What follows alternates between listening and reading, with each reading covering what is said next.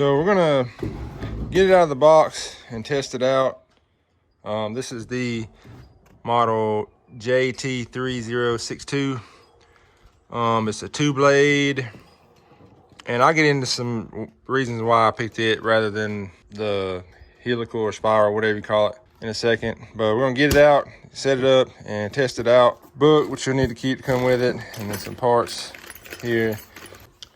So that's what it looks like in the box here. We're gonna set it out.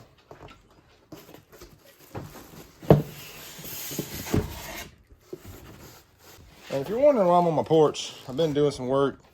We recently moved, and that's from shaving from my planer.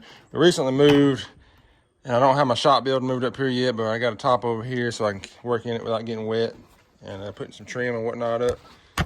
So that's why we're right here on the porch, which a lot of my videos lately have been on the porch for that very reason.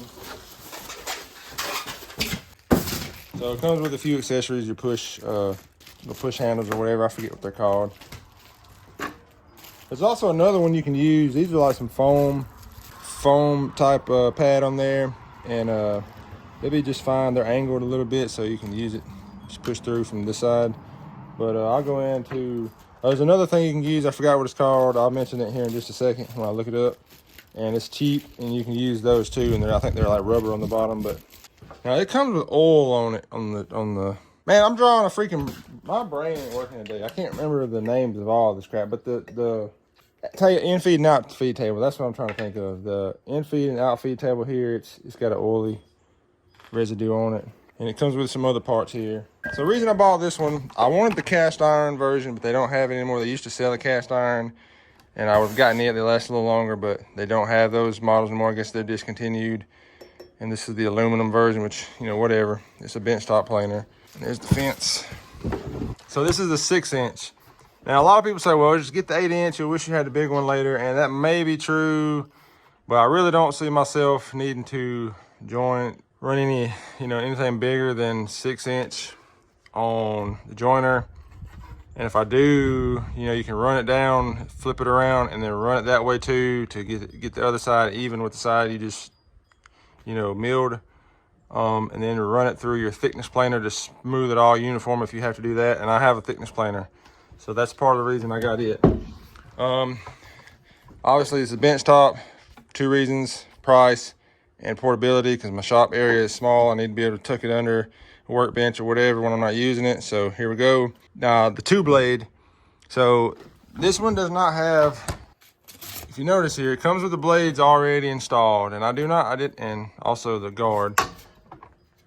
I'm guessing that's for rusting purposes for the blades, even though that's aluminum, but we're gonna wipe that off real quick. First thing you'll do when you're joining the board on the joiner is you'll do the face of it first, and then you'll flip it up on the side and do the edge of it with the face, the flat edge against the fence, so it'll be square. And 8-inch obviously will be bigger, but if you're doing 8-inch, you may need 10-inch. Hell, you may need 12-inch. So I don't know, whatever. You can run one side down, flip it around, run the other side, then run it through the thickness planer to get it all even, and then put that side against the fence to join the edge, and it'll be perfectly square. So to me, 6-inch is perfectly fine, and it's a lot cheaper. For 6-inch, just for the extra 2 inches, it was another like half the price or something of this one. So I'm like, why would I do that? This one was $237. Now I got the 2-blade.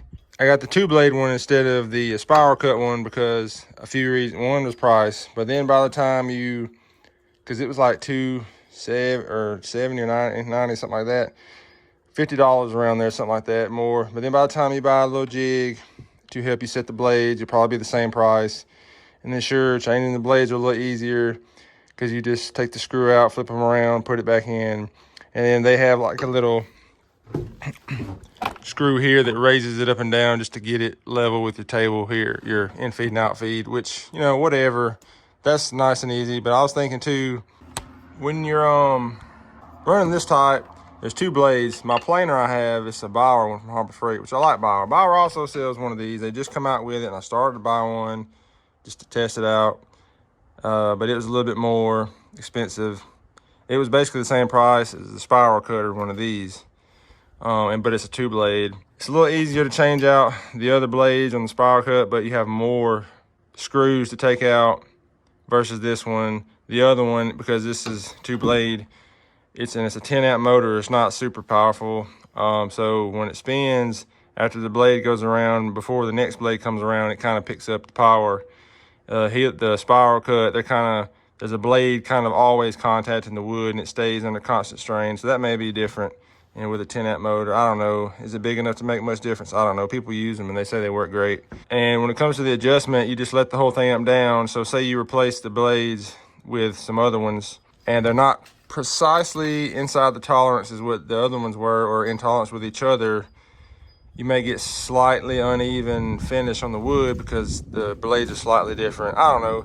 You can run through the thickness planer after that, or sand it anyway, which you're probably going to sand anyway. So it really doesn't make much difference, and it's probably easier, and the blades last longer. You can get carbide blades for these, I think, but the other blades you can get carbide for sure. And I don't know. I guess it's a matter of preference. My planer's 2-blade, and it finishes smooth, and so I don't know. I just bought this one.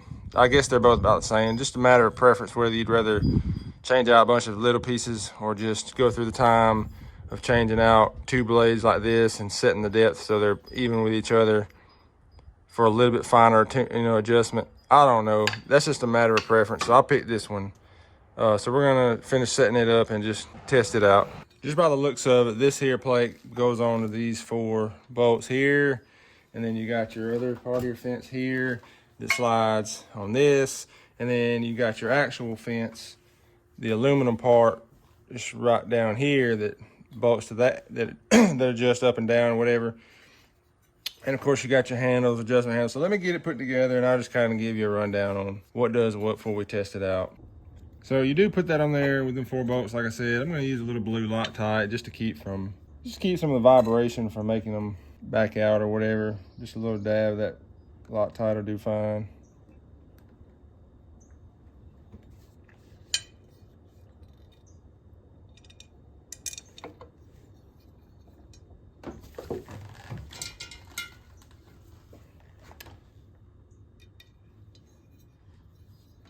And it comes with a wrench for it.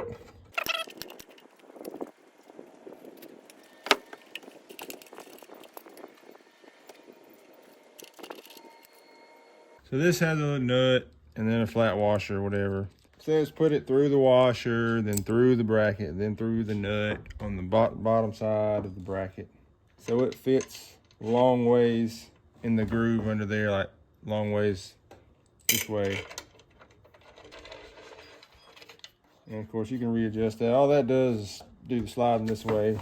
So now these little, this Allen key here, and then it's got 2 like square nuts and then 2 bolts, and the square nuts slide into this slot here on each side, and then you put your bolt through these brackets here. So notice, you can see they're slid in there like that. Slide them down to where they fit here. All right, there we go. Now you can adjust the fence left and right. Slide it left and right like that. And I'm just gonna kind of center it by eyeball on the table, and then you can always move it later. Now the dust port adapter right here. So that's the dust port here, and it has 4 bolts around it. And of course, that's where this goes. Now, if you use a dust extraction, it's probably good to put this on there, hook your hose up to it, but I'm not going to be using dust extraction for right this second, so I'm going to leave those in there and just let it come out while I'm out here outside. Now, when I get into my shed, my little shop building, I'll put this on, maybe put a shop vac on it, because I don't have like a full-on dust collection setup yet. It kind of clog up probably if you put it on there without any kind of dust collection on it. I had that happen to my planer, so when I use it out here outside without dust collection, I do the same thing. I take the whole port off my planer that comes out and goes out to the side. So next thing we gotta do, excuse the lighting, it's starting to get a little darker on me, is take the cutter head guard off and pull this bottom bolt right here out, because the cutter head lock goes on there and it bolts like that. I'm assuming you flip it up to somehow to lock the cutter head and then down. I'll have to look at that in a second, but why they didn't install this piece from the factory, I don't know, but let's put it on real quick. But basically we just take there's 2 bolts right here. Pull them out, and then we can get to that where the bearing under there is to pull the bottom one out. And yeah, so the bearing, see the shaft in there. We'll look at it in a second. You can see it better. There's actually no need, in my opinion, to take these 2 bolts out to pull this off. I'm just going to, I already have the 1 bolt out of the bottom here. I'm just going to put it in. I don't know why they tell you to take this off. And get it lined up on there and then tighten it down. All right, so you don't actually need to take this off. You can just pull the bottom screw out there, put it in. Now you will have to turn the cutter head a little bit because see it's got a flat spot on both sides. And so you can flip it up on there to lock it in place when you're changing, taking screws out, doing whatever for your blades, because you got your screws right here. So in the very back of your book here, it gives you, you know, parts, part numbers, whatever. So I guess you can call Win or wherever and order some more if you need them. And then it shows you parts diagram. You know, it gives you, if you have a problem, possible cause and solutions. Changing your blades. Tells you all the adjustments, but I'm gonna go over that in a second. So then here, so if you're using an extension cord, it just tells you what size you need. So if it's 25 foot, you need 14 gauge, 50, 12 gauge, 100 foot, 10 gauge, 150 foot, 8 gauge, you know, just the bigger, the farther you go out, the bigger wire. And so that's it for the manual that you really need to know. All right, and the assembly is done on that now. So we're just going to, we need to check, make sure our fence is square with the in-feed and out-feed. So I'm gonna use my angle finder and my square to do that. All right, so to do this, you know, you can use square or angle finder like this. I'm gonna do both just now, check set up. It's already been set up from the factory, but they say to double check it. And it doesn't help periodically, like every, you know, once in a while, just to, you know, maybe every few days that you cut on it or whatever, to use your square just to double check to make sure. Then we'll go over some of the adjustments on it. So as you can see here, well, it's on 0 flat, so 90.1. I mean, it's like right there, 90 even. That's like right on 90.0. So this side is just a hair. I mean, you're talking 0.1.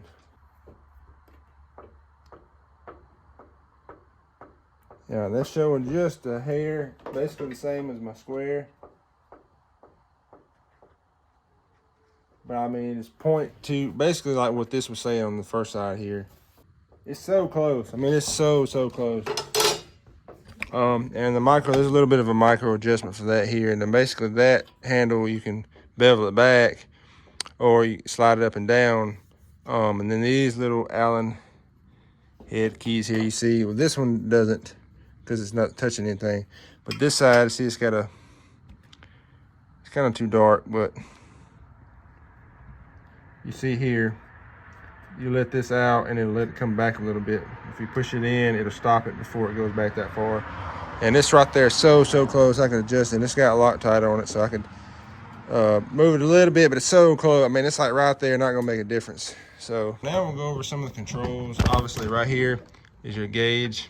To do any kind of adjustment, you have to loosen this knob counterclockwise. Clockwise brings it down on the in feed, and counterclockwise brings it up. I guess it's spinning on some threads in there and comes down or up. Yeah, so I don't know if you can see here, but my in feed's going down. If I counterclockwise, bottomed out, it comes up. There's no teetering to it. You can kind of see, if you hold down this outfeed side, you can see as it lifts up and just touches it. Now I'm gonna use this other straight edge here, kind of do the same thing with it, just to double check. All right, that's about as close as it's gonna get to 0. And then my dial here's a little bit off. It's showing a little bit past 0, but it's pretty close. We're gonna adjust that just a hair. So this adjustment's kind of tricky because it just spins on it as you tighten. So you're gonna try to hold it and snug it down at the same time. It's kind of pain in the ass.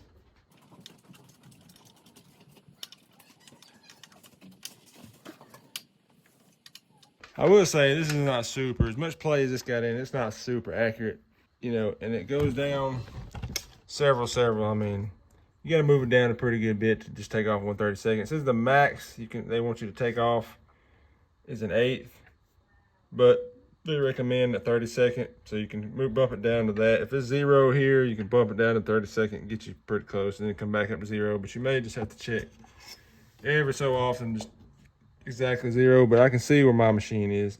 The Harbor Freight one I've seen, it has like a clear plastic with like a red line. I guess maybe, I don't know if it's magnified or not to help you see better, but it did look a little better. That was one thing when I was looking at the Harbor Freight one, or two things I was looking at, was that indicator was really close, or, you know, looked a little more precise, and then it had 2 amp bigger motor, so it was a little stronger. Anyway, we got some boards we're going to test out. I'll cut to that because I got to get a piece, get my piece of walnut out here for a backsplash I'm doing. I'll show you the backsplash area that I'm working on here in a second, the boards, and then, you know, I'll set my saw up and everything and cut it the length I need, and then we'll test out joining it. Oh, also, I'll show you, I'm going to put up some roller stands. So the in feed and out feed on the 6-inch is only so wide. The 8-inch has some extendable pieces on each side that come out. But instead of using that, some mixed roller stands I use for my table saw, because I use a job site table saw to help hold it when I'm feeding in and feeding out without it teetering on one side or the other, or whatever. Power switch here, flip it up, turn it on, down, and it has a little safety tab. Pull the tab out and it won't cut on with the switch in case you got kids around or whatever. Tab in, it'll cut on. Like I said, the lock for the blade guard. Now the blades, obviously they're set to dead zero, or, you know, should be set to dead zero now. And so I don't want to mess that up with brand new blades. But once these are dull and need changing out, I'll do a separate video on how I change the blades and set them for this particular, you know, planer here, and how it works there with that. I got it set on the 32nd, and I have the crown.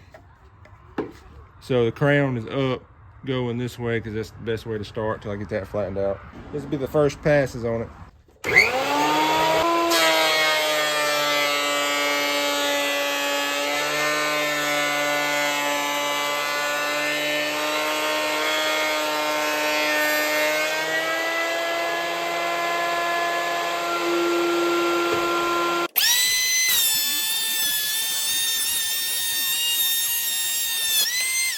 I'm running this side through the joiner, and I took a pencil and squiggled the line all the way down before. You can see the line is gone everywhere. Except right here, I have a little mark. From right here, you can see my squiggle mark, and it stops here. So basically this little section right here, and you can see the color change. Well, my light's showing a lot of it, but you can see the color change here where it's not getting, there's a little low spot. So I'll run it through until the pencil mark's completely gone, then it should be good and flat all the way down, and we should be good to go. This thing, it's working pretty good. Working really good, actually.